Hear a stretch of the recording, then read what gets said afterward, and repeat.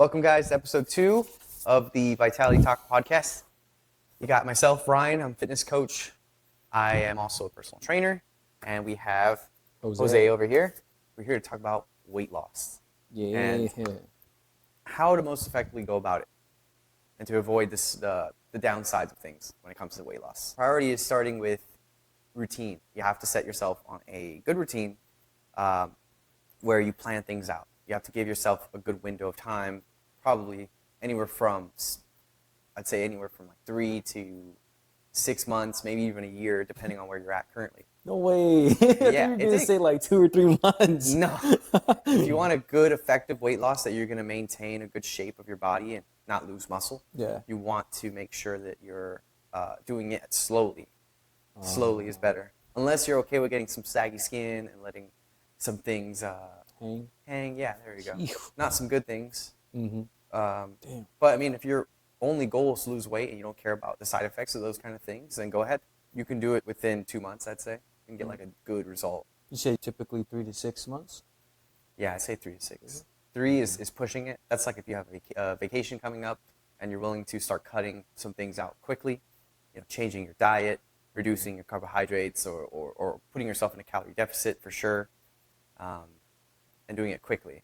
But if you have more time, you could do it in 6 months and slowly start reducing your habits, maybe taking off 200 calories here, avoiding processed foods, maybe not drinking as much alcohol, or if you care about alcohol, and just making slight adjustments, and then slowly but gradually making it harder and harder as you get to the end of the 6 months. Oh, okay. But if you have 3 months, you're going to have to do it quick. You're going to have to cut alcohol, cut at least 500 calories from your diet. Jeez.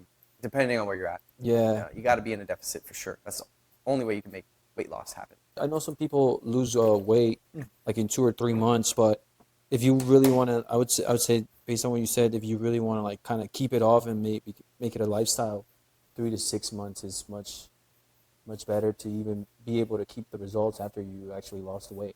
Yeah. Right. Yeah. If it's a lifestyle, you're gonna have to do it more often. It's not because it's easier said than done. It's easier said than done because you get to the top of the mountain, you lose the weight, and you got to remember, okay, now I have to maintain this. Yeah. That's the hardest part because now you want to go on vacation, you want to eat all these nice foods, and it comes back so much faster than all the effort it takes to lose it. Yeah. You take 6 months to lose the weight, it comes back in like a week, boom, 2 weeks maybe, depending on how crazy you're going. When I've lost so much weight and then I just automatically get on the scale again, I'm like, I'm the same weight as before, dude. I literally lost 10 pounds just a couple of months ago.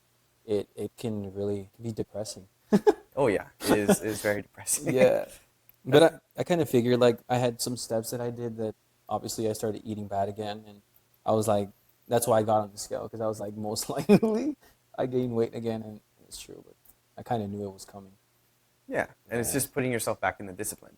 Is remembering, okay, I want to look this way, I want to feel this way, and how much effort are you going to put into it? Are you going to be willing to sacrifice some other things?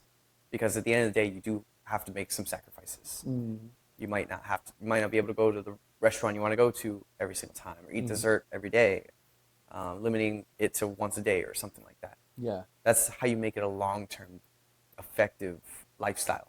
Is don't think about it as necessarily a diet. Just think about it as setting new habits. It's like now your habits are eating 1 dessert a week, maybe going out to a restaurant once a month or twice a month, instead of just letting go willy-nilly on it. But you haven't heard that word, willy-nilly. I think I've heard of it, but I haven't heard it in a long time, probably. Yeah, nobody says that shit. Well, you do. Yeah, I guess so. Actually, this is the first time you actually even say it, and I've spoken to you a lot of times before. I think so, yeah. Willy-nilly. Never said it before. I'm going to start saying it now. They're going to be like, who are you hanging out with, man? Who's saying willy-nilly? Person. In the 3, you mentioned 3 to 6 months. What do you typically try to focus, like, step by step? Because I know when it comes to, like, diet and stuff, like, it's really hard to let go of, like, what I would say is addiction, but it's foods that you really like. Especially if they're processed and they have sugar. It just triggers so much dopamine in my head.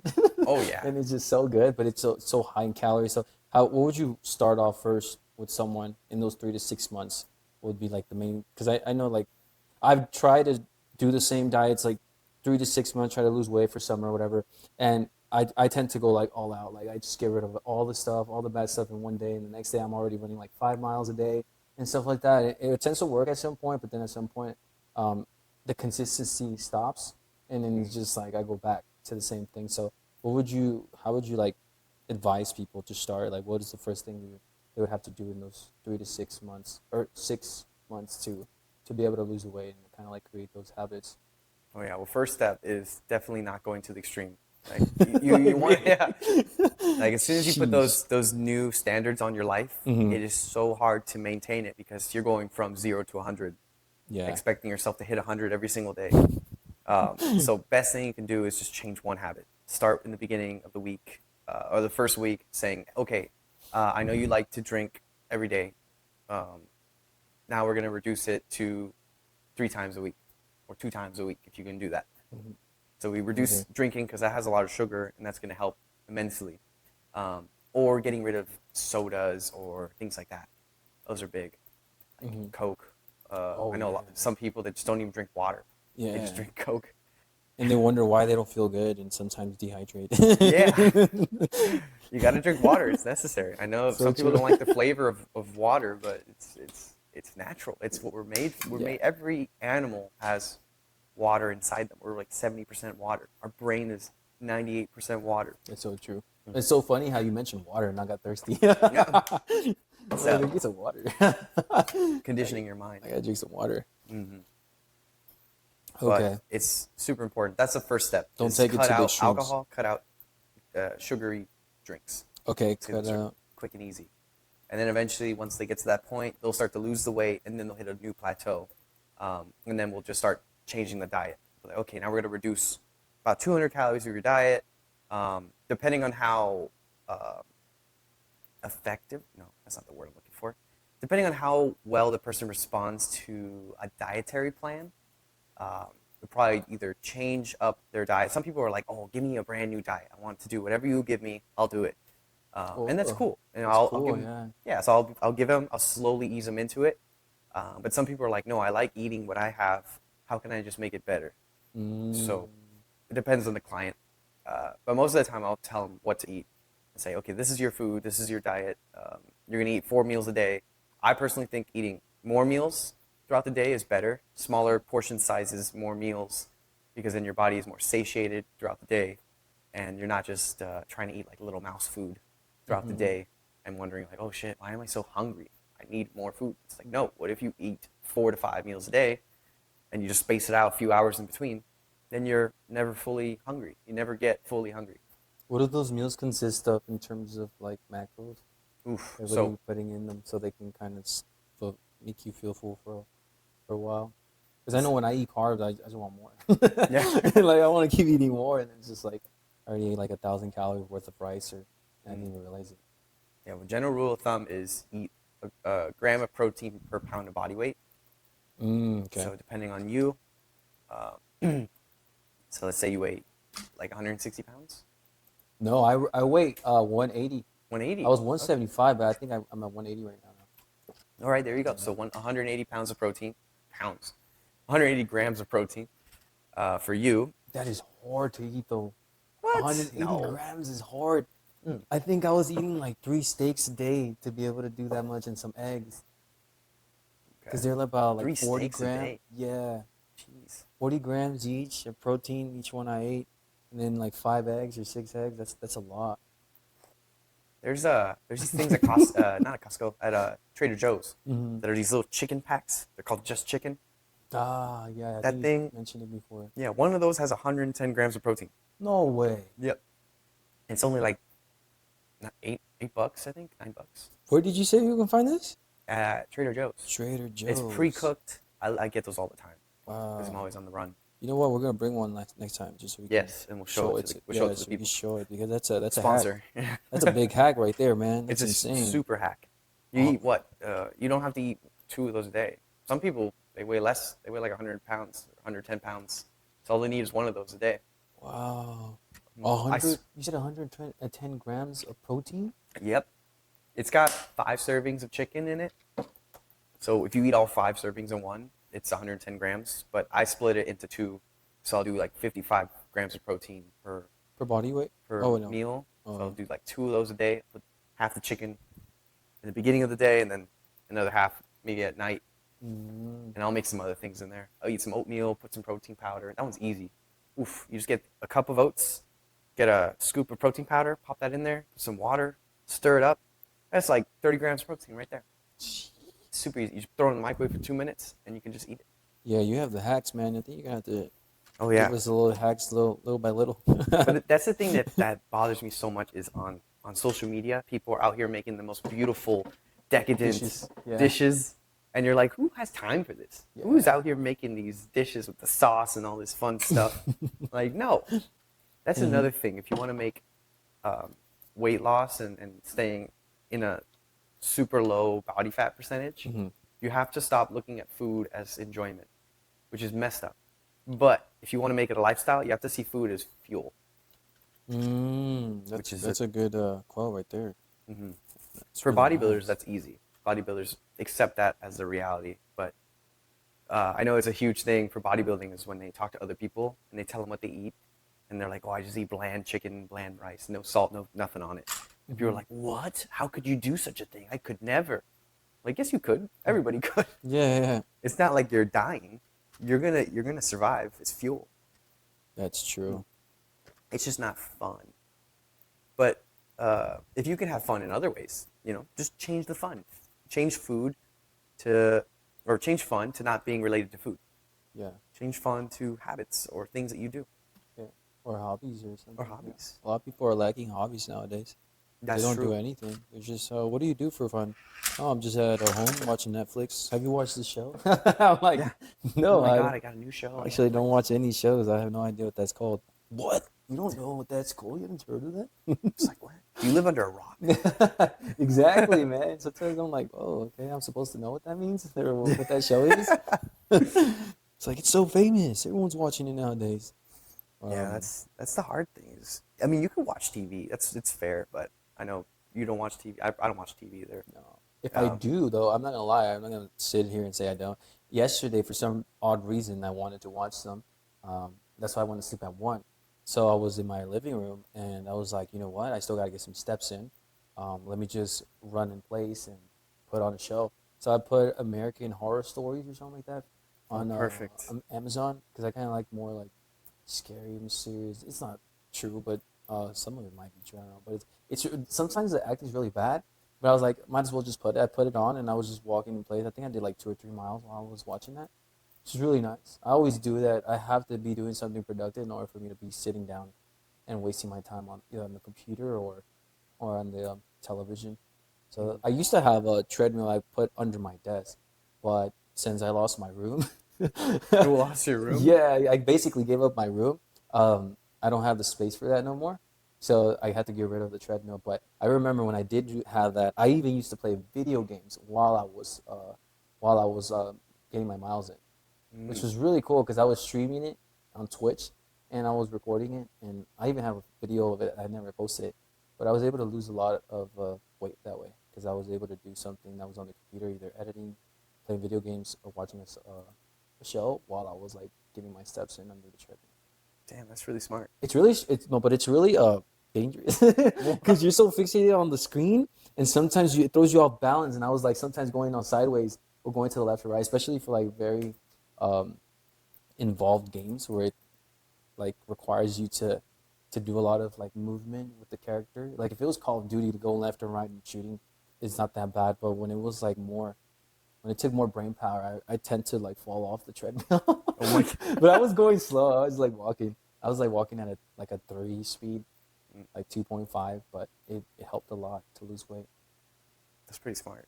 Yeah. But Yeah, if you can do habits like that makes weight loss so easy. You could watch your TV and lose weight at the same time. it's just being consistent because I did lose it, but then as soon as I got rid of it, I stopped going to the gym, and sometimes I would go, and sometimes even when I did go, I try to compensate it by running 2 or 3 or 4 miles a day, but that wasn't too consistent as if I was just to do 3 or 4 miles walking every day. It was much easier on my legs too, because I remember my ankles and my joints started hurting more because I was just doing so much miles every day. and not giving my body a rest. So it's even better too to just like even walk. 'Cause I tell people at the gym all the time, they're like, "Oh, I just came to walk today," and they kind of feel bad. And they're like, "Oh, I'm just coming to walk today." I'm like, "That's good that you're actually coming here at least to walk.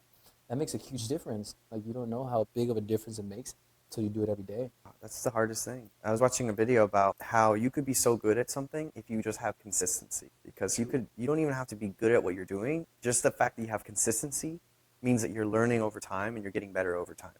Mm-hmm. And eventually, if you just stay consistent with something, you'll be better than like 1% of the population that does that thing. And that's a big one with clients too, is people will come up and be like, "Oh, I'm doing this diet, I'm doing this workout plan, but I'm not seeing results." And I'm like, "Okay, let me see your history. Let me see the meal tracking. Let me see your workout tracking." And then it's not even done. They're like, "Oh, well, I did it. I was here." Whatever. You weren't doing the thing I told you to do. Mm-hmm. So you're not going to see results. Yeah. You don't just get things from osmosis of being around it. You got to do the work. Yeah. And it's like I can take you to drink water, like take the horse to drink the water, but if you don't drink the water, I can't make you drink the water. Yeah. No, I can show you. That's so true, man. The consistency part it's insane. It's so important. It's so easy too, but it's so hard to not like, because life happens, you know. Like sometimes for whatever reason, it tries to kind of like derail you from being consistent. And like, let's say if you work out at 10 in the morning or whatever, but somewhere around your schedule, you could always fit it in. But it's always that it throws you off. That it kind of throws you off because you're not doing it based on your schedule that you always do it. So then you start to like, I start to negotiate. Do you still have to do it? That's fine. It's already past that time. You still got some time at night to go to the gym and do 3 miles. Nah, you know You're what? letting your mind win. Yeah, you know what? Just do it tomorrow. And that's exactly what happens. And that's when I noticed that I start breaking off that habit because I stopped being consistent just that one time. And I don't even have to go to the gym. I could literally go outside and start walking on the concrete, like just on the sidewalk, and get those 3 miles in just so I can stay consistent. And I just negotiate and well, I'll just wait for it tomorrow, and then it doesn't happen, and then I cut it off. Or if it does happen, I'm like kind of hard to go back on it. It's just consistency, man. It's really important. Yet it's boring, but it's a really important thing. Oh, I to feel mention. you there. I've been the same thing where sometimes I'll just say, "Oh, I don't want to go today," and then I'll let that self win and just ignore going to the gym, ignore getting my workout in. Mm-hmm. Or I'll go to the gym and it'll just be so packed that I don't want to go into it. And I'll just be like, okay, I can't work out because the gym is full. And I've made this excuse that I can't work out because I can't go to the gym, but yet working out is free. You can I could pop down right now, do some push-ups and some sit-ups, and that's a workout. That's so true. You can go for a walk. That is so That's true. considered a workout. It's possible to do it anywhere. It's nice to do it in the gym, for myself personally, but you don't need the gym. Mm-hmm. You can do it right where you're at. You can do it in solitary confinement. Yeah. You don't need anything. That's so true, man. You just need a body, capable body, and yeah, that's about it. Yeah. Maybe you can do it even in space probably. You probably wouldn't have a floor, but you can do some crunches, I think, in space. Mm-hmm. Yeah. No, and they're very effective. All those basic movements of push-ups, what else, sit-ups, all those stuff. Like people think that they're like, oh, that's like elementary stuff. I think in middle school they make you do all those simple things, right? When you're like warming up and like stretching, and you have to do things like that. But you'd be surprised of how many people, even like when they're like in their 30s or 40s, they can't do basic things like that. They can't even squat sometimes. They can't even bend over. It's sad, but it just shows how effective those things are. Like even if simple as they are, but it's just basic movements that the body needs to not get all stale and break. Yeah, it's true. A lot of people get put into homes, like older people get into homes because they can't even get off the toilet. Dude. That's like the first sign that puts them into a home. Damn, Just I didn't crazy. even know that. Yeah, they can't even squat. They can't even press to get back up, and it's wild. Just to think that your body is your vehicle, and if you don't maintain your vehicle, you're gonna live you're not gonna be able to do the things that you want to do in life. Mm-hmm. It's like you gotta maintain your car, you gotta maintain your body. Yeah, and that's a really good way to kind of like compare it, because it's like I told my ex a long time ago. I'm like, if you don't take care of your car, it'll kill you. Like, you don't take care of your tires, and they're almost close to seeing the wire, it can pop and literally in the freeway and you can literally lose control and kill yourself. Like it's so important that you take care of your car. And like sometimes, especially my experience, women don't really know how to work on cars at all, or even some guys as well. I've came across a lot, and I'm like, it's always good to at least you have a general rule, like kind of an idea, so it won't kill you. It goes the same to your body as well. Like if you don't take care of it, that's the only thing you got. Like you're not gonna take care of it. You cannot complain when you're 30 or 40 and you're dying because you didn't really do anything to take care of it in the beginning. Mm-hmm. It's crazy. Yeah. So good that you connected those two. Yeah, and it hurts to see that for me when I see people that neglected their health, and it could happen. You let things take the priority of your health, and you just think, oh, I'll just do it tomorrow. I'll just do it then. I'll just do it a year from now. Next year, I'll get in the shape I want to be in. Yeah. And you just keep letting it pile on. Other things take priority, and eventually now you're unable to walk because you didn't build the strength in your legs to walk. Yeah. And now you're going to the doctor. You're getting medication. You're going down a huge rabbit hole of all this because you didn't maintain your body in the beginning. And I feel like everybody needs to be educated in the fact that our bodies are that important, that what you put into it is what you're going to get out of it. Yeah. You know, eating right, working out, doing some sort of activity, movement-based activity. And the way things are now, there's so much technology and ways to get around it that you don't even need to go outside anymore to do anything. You can order your groceries to your house. You can work at home. You can order anything through your house. You can order anything to the house. Yeah. You don't even have to leave it. Sad. It's scary. It's convenient. It's good in a way, but you know, people that can abuse it and for the wrong reasons, and it just throws them off in terms of them becoming a little bit more lazier. Yeah, but and it's nice to have convenience. Yeah. I think the important thing is, let's say you can't do it one day, then sure, you get an Uber to your house. Exactly. Get that, get some Uber Eats. Great, but if you're doing Uber Eats every single day, that's kind of concerning. Yeah, it's expensive. And it gets super expensive. The tips, Super you gotta expensive. tip at least 10%, unless one of you people is out here not tipping them. I don't condone on that. I'm always giving at least 15% because I think of this person is driving to get my order and is probably dealing with a stressful time trying to get there, park the car on the side of the road, making sure nobody hits their car. Then they got to talk to the management. Maybe they forgot to put a sauce in my little container. So I'm thinking all those little things. I'm like, that person deserves at least 15% tip. Yeah, yeah. It sucks because I feel like before the drivers would get paid a little bit more, but the applications, whether you're using Uber Eats or DoorDash, I think they just started taking a bigger cut.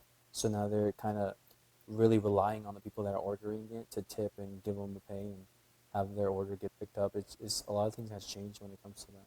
But before, I know for a fact they used to get paid a little bit better. But now it's kind of like relying more on the tip thing. But yeah, dude, it can get expensive, really expensive. It's really convenient though. Like when you're actually gonna get, like let's say you have like a big barbecue, you don't want no one coming out. You get a bunch of food, and then you just split the tip to like 5-10 people. It's what, $10 each. That's like literally nothing, and then you guys can still chill, drink or do whatever you're doing. Drink some water. Drink some water while you're playing Tetris or whatever, or freaking tic-tac-toe, and while you just wait until someone comes to the door and leaves the food. Like that's really convenient. It's really nice too. You don't have to break that bond that you haven't seen friends for a long time, or break that vibe for you. Oh, we gotta go to the store. So that's really cool. But so you said 1 gram of protein per body weight. Oh, we're back, yeah. And you said 5 meals a day is much better than 2. It's a little bit more, in your experience, a little bit better. So you can stay satiated, right? Yes, and a big one is if people still say they're hungry after eating 180 grams of protein a day or however much it is for you, I always tell them, then eat more protein or put something in your food that has protein. Wow. Try to eat that. Did people actually say they're hungry after 180 grams of protein? Oh, yeah. They'll say, like, oh, that's not enough for me. What? And then what they'll want instead is like, oh, I want a pizza or I want something, pad thai or spaghetti or something like that. It's all carbs, almost no protein. Yeah. And it's like, well, you're not. If you don't eat protein, then you're not really hungry. Protein is so dense. It's like the highest density of all the macronutrients. If you eat that, it'll satiate you for longer. People could just eat whatever they wanted and lose weight. I think that's Ozempic. That's pretty much Ozempic. People are on that. And basically what Ozempic does is it boosts your fat burning ability by 3 to 5 times its natural limit, which is crazy. So people are out here, they can eat McDonald's every day and lose weight. Yeah. But then there's the side effects. If you don't work out and you lose weight and you don't have the muscle under the frame, you're going to start seeing what your frame actually looks like. That's why it's so important to build that in exercises, to build the strength, build the muscle that you want, so that once you lose the body fat, then the muscle starts to show under the skin. Some people think they'll just lose weight and then their body's going to look insane underneath. Yeah. But it is case by case. And a lot of these people you see on Ozempic that are rich and famous, they also have personal trainers, they have a nutritionist or a chef. So they're getting all of the best work. So you can't just do one thing and not expect the outcomes that all these other factors are taking in place. That's the things that people need to be aware of, especially when you see people that are famous doing it. Like, you can't really compare yourself to someone that has all those resources. It's like, oh, if I take Ozempic, I'll be like Kim K. Like, Yeah, like they got a lot of things you don't. So yeah, and then there's also implants, and all those injections and whatnot. Fair enough.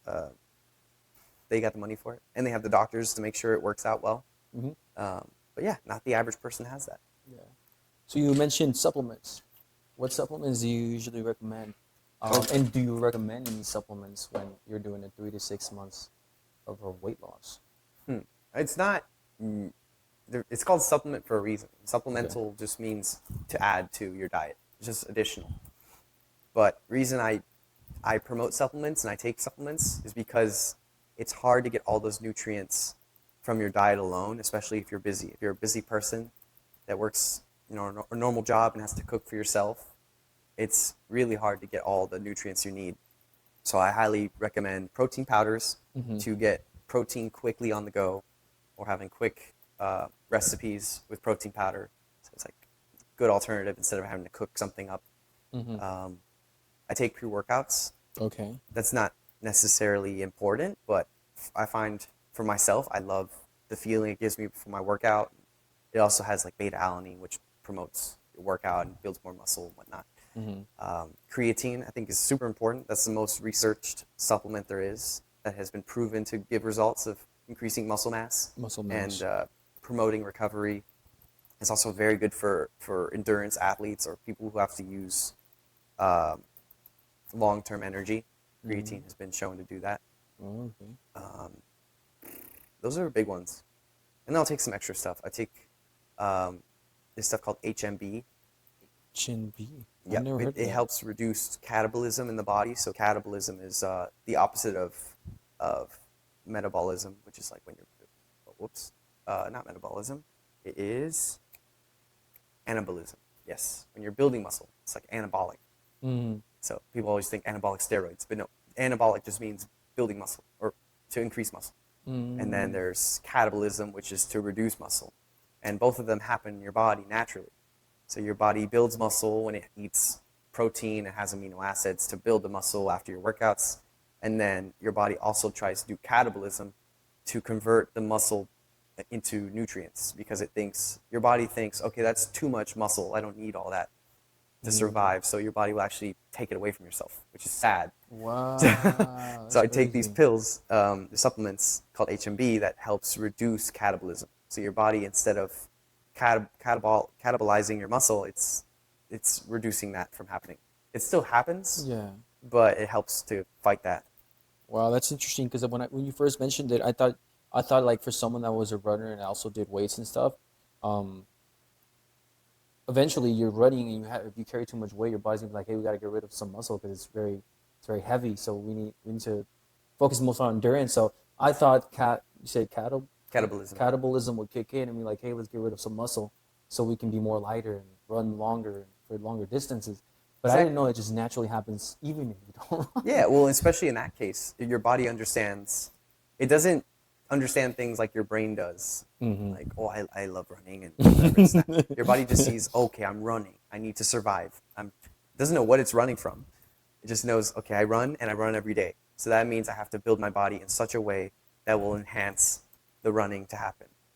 So you'll build muscle. If you look at like track athletes versus swimmers versus bodybuilders, it's all different body types, and they usually fall in the same line of how it works out.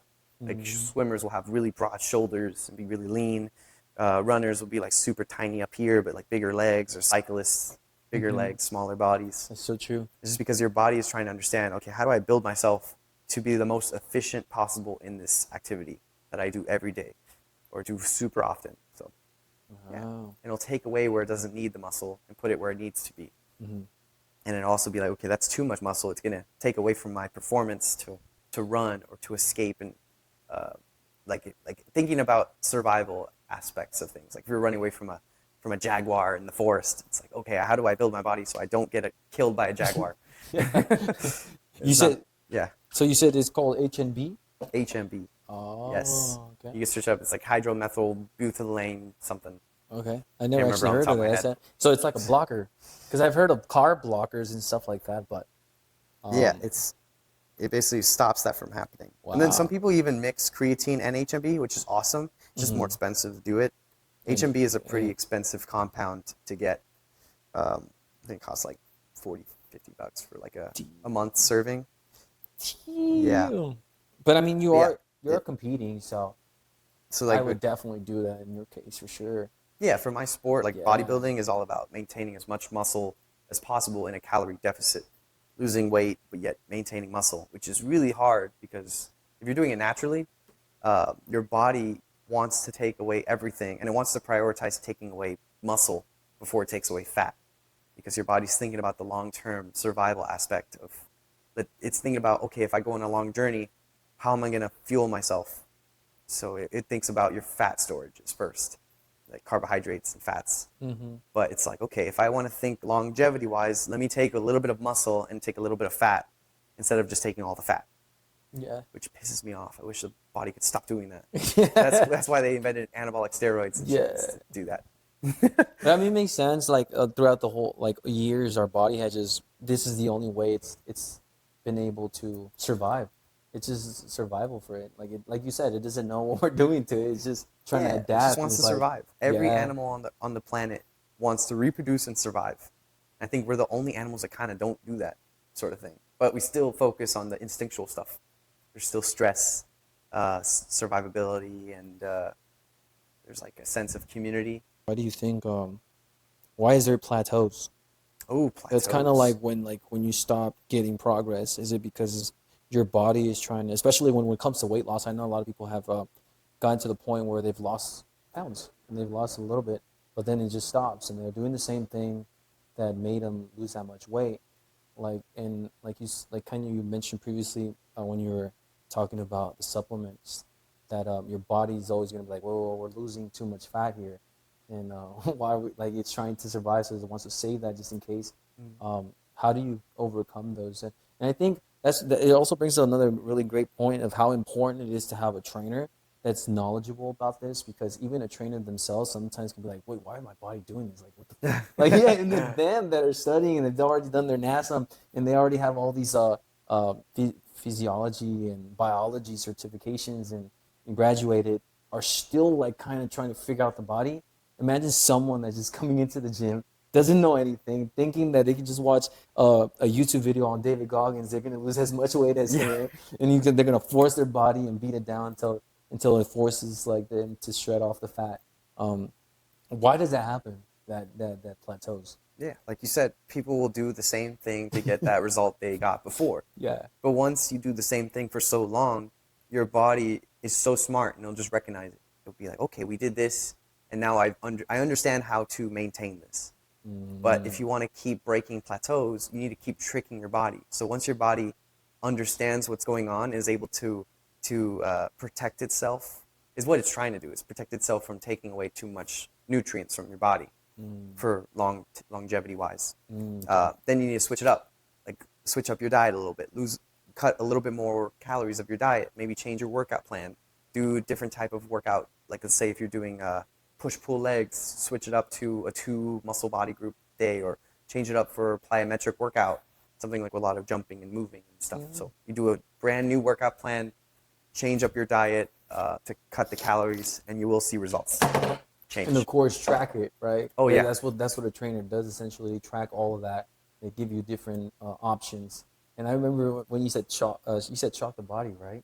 Yes. Yeah, it's so Shock the funny body. because I started at some point in social media. I started seeing a lot of memes when shock the body, like they would be eating something and then they would just get down on the floor and start doing push-ups, thinking Oh they yeah. shock the It's body. like, you think I'm gonna eat this, right? Yeah, Psych. it was hilarious. But essentially, that's what you mean. That's good. That's good that you cover that because I know a lot of people are like, "Wow, what am I doing everything right?"